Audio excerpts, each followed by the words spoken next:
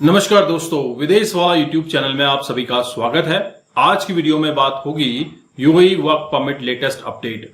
दोस्तों, अगर आप यूएई जॉब सर्च कर रहे हैं तो आपके लिए यह वीडियो काफी इंफॉर्मेटिव हो सकती है। तो चलिए वीडियो शुरू करते हैं।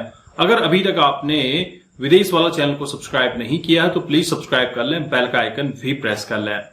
जब बात करते हैं दुबई वर्क परमिट की या यूएई वर्क परमिट की, तो इंपॉर्टेंट है कि आपकी जो स्किल है उस बेसिस पे आपको जॉब मिलती है। आपकी क्वालिफिकेशन, आपका एक्सपीरियंस, आप किस नेशनैलिटी से बिलोंग करते हैं, क्योंकि दुबई के अंदर जो भी कंपनी स्पॉन्सर करती है या फिर कंपनीज जब ऑफर लेटर देती हैं उस समय पर उनको ये देखना होता है कि वो किस कंट्री से कैंडिडेट को ले रहे हैं। एक नेशनैलिटी का कोटा भी रहता है, उस बेसिस पे हायरिंग होती है और कंपनी नो डाउट आपको वर्क परमिट ऑफर करती है। लेकिन आपके जॉब के क्वालिफिकेशन या आपके एजुकेशन क्वालिफिकेशन या फिर आपके स्किल एक्सपीरियंस के अलावा भी एक फैक्टर बहुत ज्यादा आपका काम आ सकता है, जो कि आपका कंपनी है।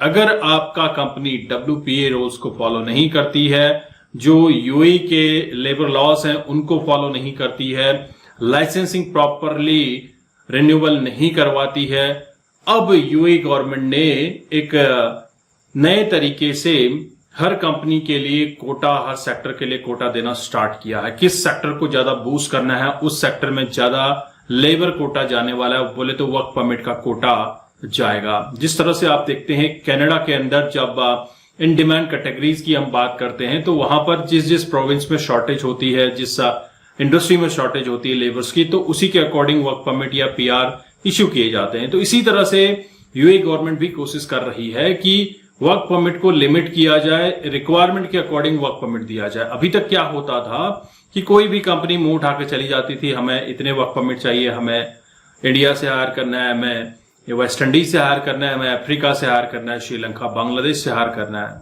लेकिन अब ऐसा नहीं होगा। अब ये देखा जाएगा कि कहां से स्किल उनको ज्यादा मिल सकता है, जिस चीज की रिक्वायरमेंट है उसी के अकॉर्डिंग उनको वर्क परमिट का कोटा भी दिया जाएगा। तो यहां पर फ्रॉड होने के चांसेस भी आपके काफी कम हो जाते हैं, क्योंकि अभी कोई भी एजेंट आपको बोलता था कि दुबई का वर्क परमिट लगा दूंगा, दुबई का वीजा दिला दूंगा, लेकिन दुबई का वीजा तो मिल जाता था, जॉब वहां पर जाकर आपको प्रॉपर नहीं मिल पाती थी। अभी तक क्या होता था कि कई कंपनीज में अभी भी होता है जहां पर आप अपना पासपोर्ट सबमिट करवाते हैं अपने सुपरवाइजर के पास, देन वो कंपनी में सबमिट हो जाता है और आपको तब तक नहीं मिलता जब तक आपका घर जाने का टाइम नहीं हो जाता। इसके अलावा आपकी सैलरी कई महीनों तक रोक ली जाती है। ये सब नहीं देखने को मिलेगा, क्योंकि यूएई गवर्नमेंट ने अब सारी कंपनीज की भी फिल्ट्रेशन करनी स्टार्ट कर दी है कि कंपनी का साइज क्या है, कितने एम्प्लॉयज वहां पर रिक्वायर्ड हैं, उतने ही कोटा आपको दिया जाएगा। और ये कंपनी का साइज, कंपनी के टर्नओवर, कंपनी के जो एनुअल टारगेट्स हैं उसके अकॉर्डिंग, कंट्रीब्यूशन टू इकोनॉमी के अकॉर्डिंग ही अब उनको वर्क परमिट का कोटा अलॉट किया जाएगा। और यह बहुत ही इंपॉर्टेंट है उन लोगों के लिए जो यूएई में जॉब सर्च कर रहे हैं। यूएई वर्क परमिट में अगर आप अप्लाई करना चाहते हैं तो बहुत सारी ऐसी जेन्युइन वेबसाइट्स हैं जिनके थ्रू आप अप्लाई कर सकते हैं विदाउट स्पेंडिंग अ पेनी।